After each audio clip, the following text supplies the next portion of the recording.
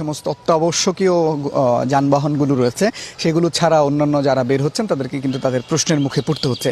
ইতিমধ্যে চট্টগ্রাম সহ বিভিন্ন চট্টগ্রামের যে সমস্ত উপজেলাগুলো রয়েছে সেখানেও কিন্তু বেশ কিছু মানুষকে আসলে কারফিউ অমান্য করার কারণে জরিমানা করা হয়েছে।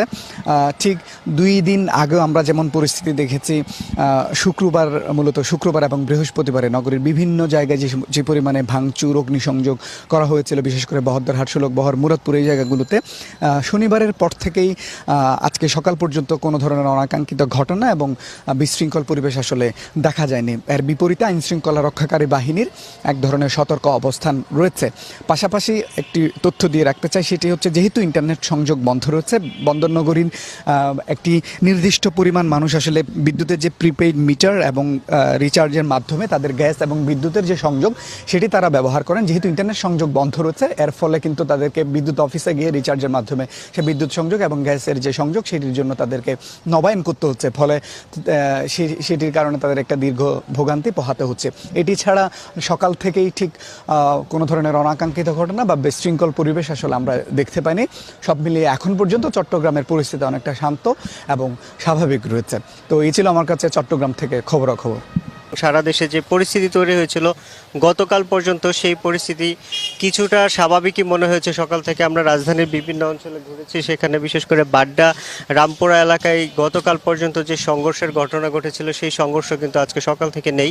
এবং আমরা দেখেছি বিভিন্ন অলিগলিতে কিন্তু আগের মতো সেই থমথমে পরিস্থিতি নেই এবং কিছুটা হলেও স্বাভাবিক হতে শুরু করেছে। আমরা দেখেছি যে ফার্মেসি, বিশেষ করে ওষুধের দোকান এবং কিছু হোটেল এর মধ্যে খুলেছে, কিছু ফলের দোকানও আমরা খুলতে দেখেছি। তবে গণপরিবহন কিন্তু একেবারেই নেই। তবে রিক্সা সহ অন্যান্য স্বাভাবিক যানবাহন, সিএনজিও খুবই কম, কিন্তু রিক্সা আছে। বাইক যারা হচ্ছে যে ব্যক্তিগত পরিবহন করেন এবং যাত্রী পরিবহন করেন, তেমন বাইকের সংখ্যাও একেবারেই কম, তবে অল্প কিছু আছে। এবং আমরা দেখতে পেরেছি যে গতকালকে যে সেনাবাহিনী নামার পরে কারফিউ জারি করার পরও কিন্তু কিছুটা সময় সংঘর্ষের ঘটনা ঘটেছিল রাজধানীর বিভিন্ন এলাকায়।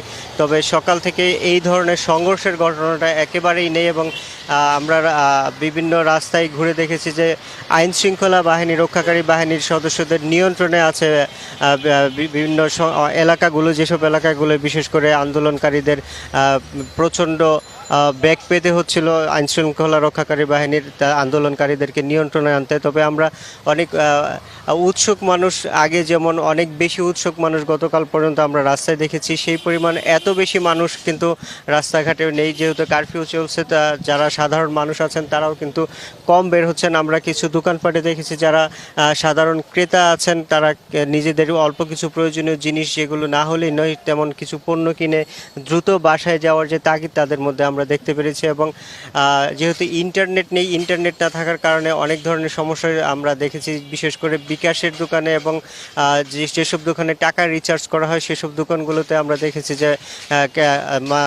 গ্রাহকরা এসে ঘুরে যাচ্ছেন। আমরা দোকানিদের সাথে কথা বলেছি যে ইন্টারনেট সেবা না থাকার কারণে অনেকে বাসায় যে বিদ্যুতের প্রিপেড মিটার, সেই প্রিপেড মিটারও কিন্তু অনেকে রিচার্জ করতে পারছেন না। ফলে